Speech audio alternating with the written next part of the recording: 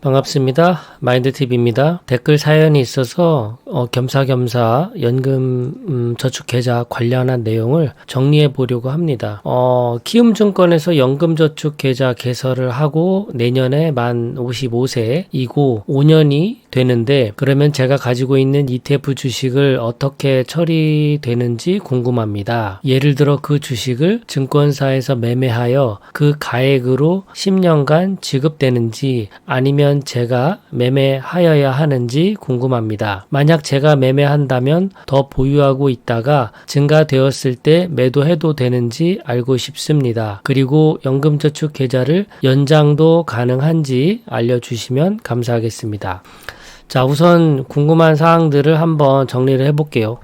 연금 수령 조건은 두 가지가 있죠. 앞서서 말씀하신 대로 가입하고 나서 5년이 지나면 되고, 그리고 나이가 만 55세가 넘으면 됩니다. 이 두 가지 조건이 되면 홈택스에 가서 연금보험료 등 소득세액 공제 확인서라는 것을 발급받아서 증권사 어플에서 연금 개시 란에 들어가 직접 신청할 수가 있고요. 또 하나는 서류를 가지고 증권사 지점을 방문해서 연금 수령을 접수할 수도 있습니다. 그러니까 두 가지 방법으로 할 수 있죠.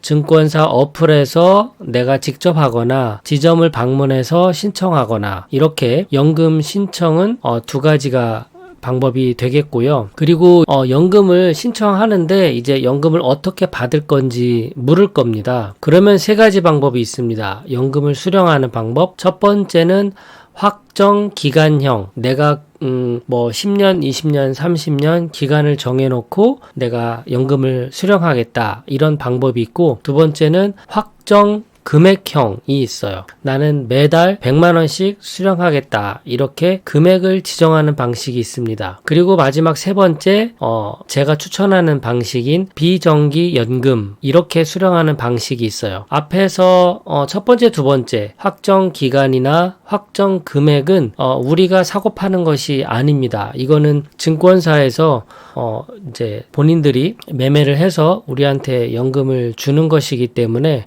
자유롭게 연금을 조정할 수가 없어요. 그런데 이 세 번째 방법, 비정기 연금 방식을 내가 선택을 하면 자유롭게 인출하겠다라는 뜻입니다. 그래서 사고 파는 걸 누가 할까요? 네, 맞습니다. 우리 본인이 직접 하는 겁니다. 자, 연금 수령 한도라는 것이 있죠. 연금을 신청을 하더라도 그 금액을 일정 그 한도 내에서만 연금을 받을 수가 있습니다. 보시는 그 수식 공식이 있는데요. 연금 수령 한도액을 정하는 방법은 우선 내가 연금 계좌를 신청하려고 할 때, 그때 만약에 연금 계좌 안에 내가 투자하고 있는 그 총 자산이 3억 원이에요. 그러면 연금 계좌 평가액이 3억 원이 되는 겁니다. 그리고 만 55세 되는 시점에서 내가 바로 연금을 신청해요. 그러면 연금 수령 연차가 1년 차가 되는 겁니다. 그러면 밑에 분모 11 빼기 1 하면 10이 되겠죠. 그러면 내 연금 계좌 평가액 3억 원 나누기 10, 그리고 곱하기 120%니까 1.2, 그러면 얼마가 나올까요? 3,600만 원이 나옵니다. 그러니까 내가 가지고 있는 연금 계좌 총 자산이 3억 원일 때 내가 첫 해에 1년간 받을 수 있는 총 연금액은 3,600만 원이 됩니다. 만약에 총 자산이 1억 원이라면 얼마가 될까요? 1,200만 원이 됩니다. 그러니까 연금 개시를 신청하지 않더라도 연금을 받을 수 있는 조건이, 그 두 가지 조건이 만족이 되면 저 연금 수령 연차는 1년차, 2년차, 3년차 이렇게 계속 올라가는 겁니다. 신청을 하지 않더라도 연금 수령 연차는 올라갑니다. 그러니까 만약에 이 댓글 주신 그 사연자분이 만 55세가 돼서 조건이 됐는데 나는 연금 신청을 바로 안 할래. 그리고 그냥 기다리세요. 그러고 있다가 만 64세가 돼요. 그러면 10년 차가 되는 거죠. 만 55세에 연금을 신청할 수 있는데 그냥 놔둬요. 그래서 10년이 흘러요. 그러면 연금 수령 연차가 10이 되니까 분모가 11 빼기 10 해서 1이 되는 거죠. 그러면 이 전체 금액을 내가 언제든지 연금을 받아서 쓸 수 있다라는 뜻입니다.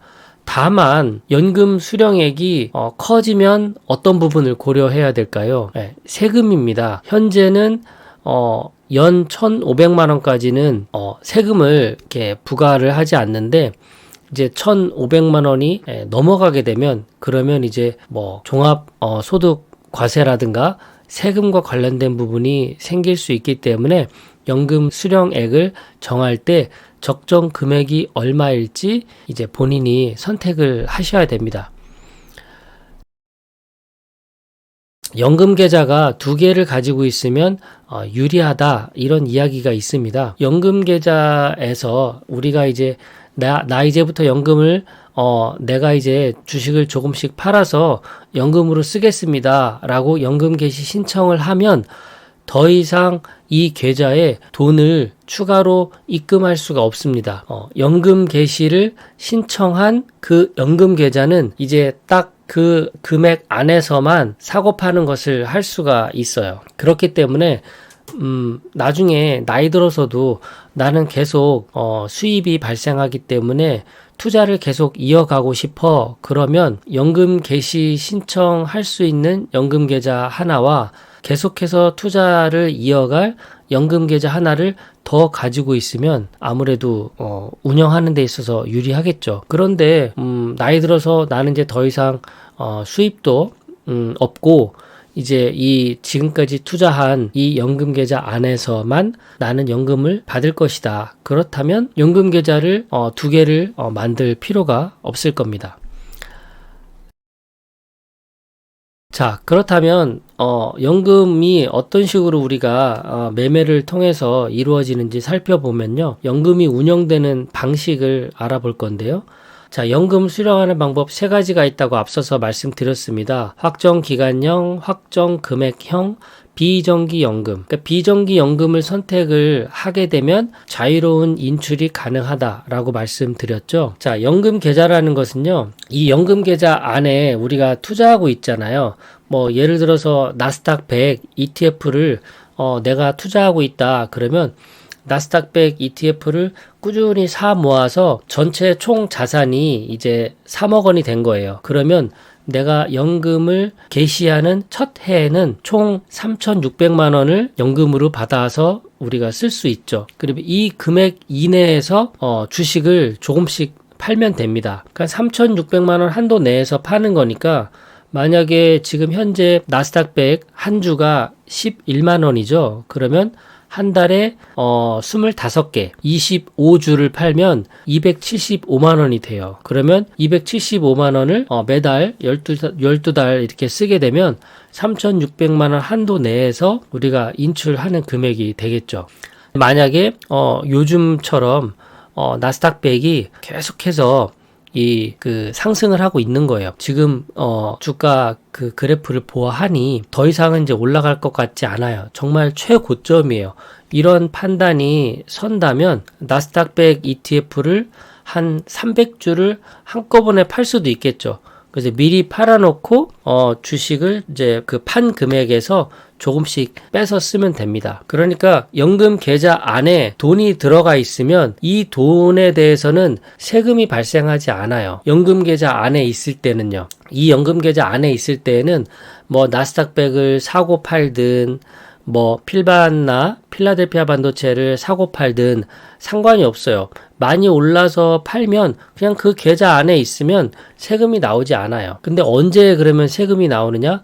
이 돈을 이제 우리 생활비 통장으로 빼서 옮길 때, 그때 세금이 나오는 겁니다. 뭐 예를 들어서 저는 뭐 주거래 은행이 우리은행이다. 그러면 나스닥 100을 25주를 팔면 275만 원이 만들어졌어요. 그러면 그 275만 원을 연금 계좌 안에 있는 것을 이제 내 생활비 통장인 우리은행으로 이렇게 이제 인출을 하겠죠. 그러면 이때 이제 세금이 연금 소득세를 내게 되는 겁니다.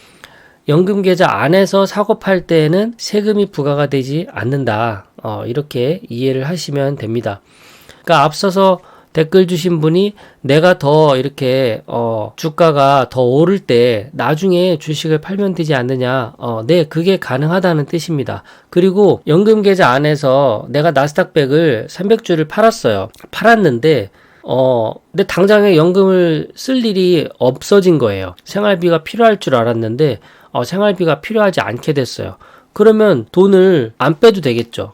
그냥 놔둬도 되겠죠. 물론 이 놔둔 돈은 투자하지 않으면 수익이 발생하지 않겠죠. 그런데 투자를 하게 되면 수익이 발생하겠죠. 25주를 팔고 275만 원의 생활비가 생겼는데 내가 이걸 생활비 통장으로 인출하지 않아. 그러면은 이거 그냥 계속 투자해도 되겠는데? 라고 생각이 된다면 이 안에서 더 투자를 이어가면 됩니다. 연금 개시 신청을 했을 때 이 연금 계좌에 돈을 추가로 내가 넣을 수는 없다라고 말씀드렸어요. 그런데 이 계좌 안에서는 사고 파는 것이 가능하다. 이렇게 이해를 하시면 될 것 같습니다. 설명이 어떻게 이해가 되셨는지 모르겠습니다. 오늘 준비한 내용은 여기까지입니다. 고맙습니다.